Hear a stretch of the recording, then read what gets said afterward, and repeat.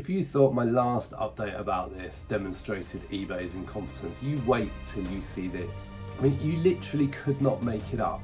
What an absolute joke. And how many charges are being applied to people's accounts that have no idea? Hi and welcome to another Married to Reselling video. My name is Simon and with my wife Faye we resell in the UK mainly on eBay and Amazon. Coming up later in this video are sales from the barn as usual. That's stuff that we've sold recently on the marketplaces. This is an update video. As if things couldn't get more ridiculous with eBay and their communication, this is an update video for the postal charges fiasco from last week. It's Friday the 24th of January and I've just spent the last hour sitting through a GPSR webinar with the Department for Business and Trade, and I think it's fair to say at the end of that hour there are still more questions than answers, a lot of confusion, and I think it's fair to say that if you're an eBay seller, it's little wonder that we're confused about what we're meant to be doing. Again, there was a really strong message not to switch off EU and Northern Ireland. However, 42 days in and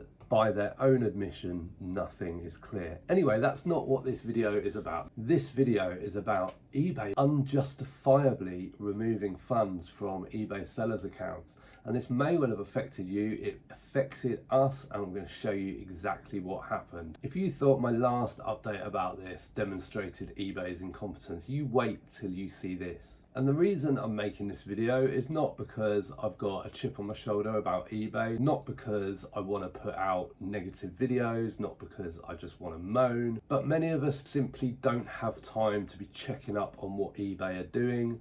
So if this video helps you, that is why the video has been made. So on the 15th of January, eBay sent a message to many sellers saying that they were going to be removing funds on the 22nd of January, 1 week later, and that was relating to missed charges from July to November in 2024.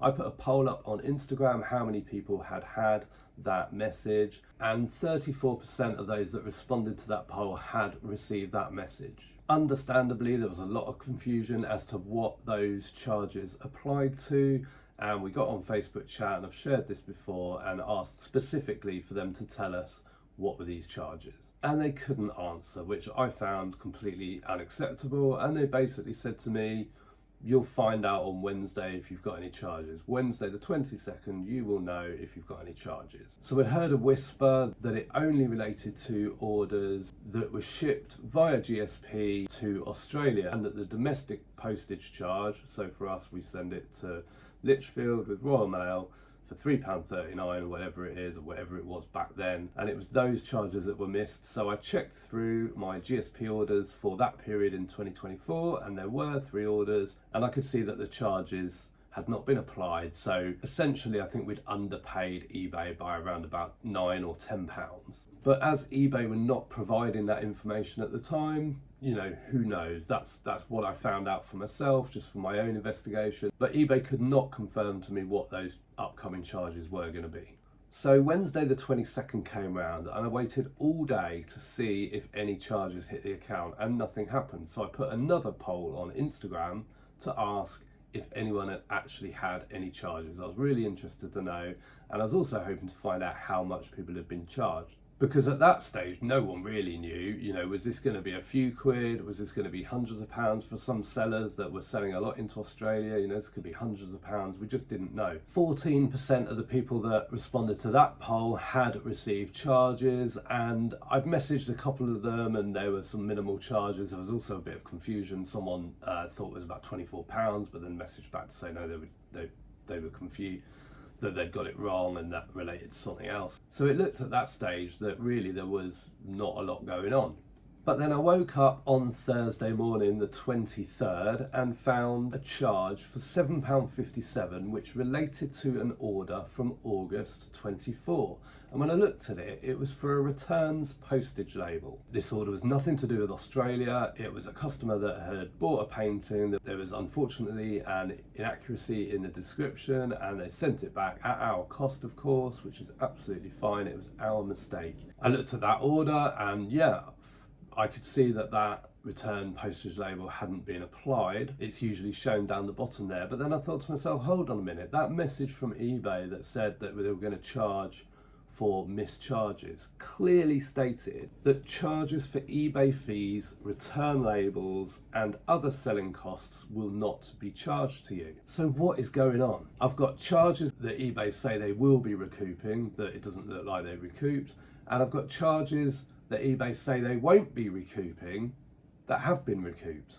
I mean, you literally could not make it up. So I went back onto chat on Facebook, went to eBay for Business and asked them to reverse the charge. And eBay asked what my justification for the reverse of that charge was. So I just pasted the whole email that we received on January the 15th.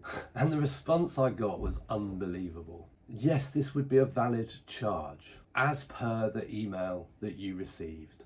So I replied and I told them that I was glad that they'd mentioned as per the email I'd received, because the email I'd received said that we would not be charged for any missed returns label charges. So they took a look and sure enough confirmed that they would remove that charge. And to be fair, they did it the same day and it's back in our payments account. What an absolute joke. And how many charges are being applied to people's accounts that have no idea? When we made this video before, and other videos that I've seen made by others, a lot of the comments seem to be, surely you'd have noticed all these postal charges, it's not being applied to your account, it's your fault, if you can't manage your money, if you can't manage your business, it's your fault, you should have seen this. Which to me is a completely ridiculous statement. Be honest, who looks at every single order details of every single order in eBay? Yes, you pull a report for your reconciliation, your audits, etc. But you are not going to notice if eBay misses charging you for shipping on one order. If you think I'm wrong, tell me you think I'm wrong, but I don't know many people that have the time to look at it at that level of detail. When compiling figures, you'll be doing it by the week or by the month or by the quarter. So as I said earlier, the reason for making this video is, yes, it's to highlight the absolute incompetence of eBay and its finance department, but also, and I said it in a previous video, if they can make the mistake once, they can make it again, and they're just continuing to do so. But there are many, many, many people that sell on eBay and other marketplaces that are not up to date with what is going on. I still see comments in forums where people ask things like, what's the German Packaging Act? What's GPSR? What's the Global Shipping Program? How do you send offers? How do you look up solds? All of these questions that for new people coming onto the platform, there's no reason why they should know this. And there is no reason why everyone should spot these discrepancies. So this is why I'm telling you about them now. If you don't know how to do it, go to your payments tab, go to all transactions and look at transactions around the 22nd of January through to the 23rd of January and see if you've got anything like this. And if you have, dispute it.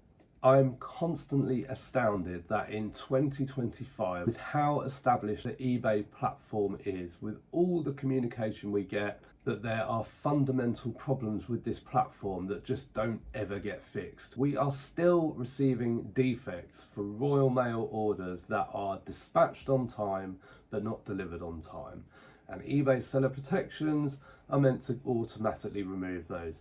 eBay even created a tool to make that easy and it doesn't work. So every time we get defects, I have to go to eBay for Business on Facebook, ask them to remove the defect. They always say go and use the tool first, to which I always reply, you know it doesn't work, I haven't bothered trying, and they just remove the defect straight away because they also know that it doesn't work. So I hope for at least one person watching this video that you are able to get some money back off eBay that they've taken off you wrongly on the 22nd or 23rd. I am keeping my eye on those more than usual because who knows when else they might try and sneak in some more charges. Now it's time to see some sales from the barn. We've got this vintage Short & Mason barometer with a horseshoe going out. That cost £2.50, sold within about 6 weeks for £17.49. Then we've got this vintage table lamp, which is pink ceramic with a Laura Ashley shade. That cost £2, took about 6 weeks to sell for £21.99 plus post. Then we've got this big bundle of matchboxes and matchbooks. These are airlines and sort of other kind of travel related themes. These cost £10 and sold for £45 plus post. I bought a massive job lot earlier in the year, didn't get around to listing them for ages, and they sold within a couple of weeks. Then we've got this vintage Keel Street pottery egg cup, which is a bird. That cost 70p, sold within 6 weeks for £7.87 plus post. Then we've got this vintage midwinter sienna oven proof dish. I think originally it should have had a lid, but I listed ours without a lid. That costs 40p, sold within a week or so for £13.99 plus post. Then we've got this little cobalt blue Czech bohemian glass bud vase. That costs 70p, took about 5 months to sell for £6 plus post. Then we've got the vintage Carltonware red Baron biplane aeroplane teapot. Loads of you commented about this on a recent video that we did. That cost £1.07, sold for £15.74 plus post within a couple of weeks. Then we've got this original Rosa porcelain mug. It's Czech and it cost £2.50, sold within a couple of weeks for £16.68. Then we've got this vintage nut brown pie funnel and that cost 80p, sold within a couple of weeks for £6.12 plus post. Then we've got some art. Yeah. It's a vintage original oil on canvas of a stream flowing through somewhere. Oh, it's Cornwall, isn't it? It says on it, Boscastle. Oh yes, that's it. That costs 64p, sold within a couple of weeks for £43.74 plus post. And then we've got the vintage Goblin Teas Made model 860. Now this was in a recent video. I was really impressed with this. It cost £2.70, sold within a couple of weeks, but only for £25 plus post. Now Simon, why did it only sell for £25 plus post and not more? Okay, I cleaned it up. It was generally in pretty good condition. There were some like sort of flaws, like you can see the oxidization or whatever on the end of the kettle. The kettle itself, I did descale it, but you know, it needed a bit more. Also, I think underneath there's like a crack in the lid on one of these. A couple of other little bits and bobs, but generally, you know, you can see it's like quite yellowed. But generally it was in good condition, and when I sort of did the research and put it up for sale, I think I put it up for something like $49.99 to start with, and then I started selling offers for like 35 and what have you, and then I was putting this on the shelf upstairs for storage after listing it, and some matches started falling out of a bag above, which I went to catch, and as I went to catch it, this teapot got knocked, fell off, and I did that. So a lot of you asked, do I break stuff when I'm packing or whatever? Yes, I do. So that happened. So I like delisted it essentially, and then rephotographed the teapot, added to the condition that it had a pretty severe chip in the bottom of the top of the pot, reduced it to 25 quid plus post, which still is okay, you know, from £2.70, but probably realistically 40 to 45 I probably should have got for it. There you go, these things happen, don't they? Yeah. I always say if you wash more glasses you break more glasses. That's what I always say, isn't it? I touch the same amount of things as you, if not more. Yeah. We've got this vintage original drawing of the Leaning Tower of Pisa going out. It cost £1.44, sold within 5 months for £25.17 plus post. Then we've got this really lovely vintage Sutton Church from Mill Street, 1899 by KG Williams line drawing. It's really lovely. That cost 64p, sold within 2 months for £15.99 plus post. Then we've got these stunning vintage Worcester Savoy table mats, 8 of them. They're like a Parisian scene, like different ones. And I actually put in the keywords Emily in Paris for those. I thought they'd sell quicker. They did sell within a month, but I thought they'd sell a lot quicker. They cost $5.99 and sold for $27.99 within about 6 weeks. Then we've got this really cool vintage Nicholas Garland politics cartoon signed with apologies to Titanic. That cost £2, sold for £59 within sort of 3.5–4 months. Then we've got this vintage brass tray, which is gold and black, kind of Moroccan style. That costs 17p, sold within a week for £11.69 plus post. Then we've got this vintage bear cub picture print on board by Ralph Thompson. That's the second piece of art by him that we've sold. This cost £1, sold within a month for £29.99 plus post. And then we've got this vintage Spode Flemish green open sugar bowl from the 1960s. That cost 40p, sold within a week for £6.99 plus post to a repeat buyer. It does look like Woodsware Beryl, but it's not. A few things sold while unpacking. So this is a vintage, or these are vintage flying birds. There's 5 of them, they're ceramic. They cost £3 and they sold for £15.69 in about 3 months. And this is a vintage creamer jug. It's black, it's quite small, 150ml. I don't think it's branded, and it's sold for £14.49. That cost 45p. And this is a vintage Arthur Wood on there somewhere. Silver shield biscuit barrel with a handle and a lid. That sold for £23.99 and that cost 40p. I hope you enjoyed that video. Let us know if there was any problems with your payment accounts. I'd be really interested to know. We don't ask often, but if you did like this video, please give it a thumbs up. And if you're not subscribed to the channel, please consider subscribing and get notified of when our videos come out, which at the moment is around about every 2 days. Thanks for watching. Bye for now.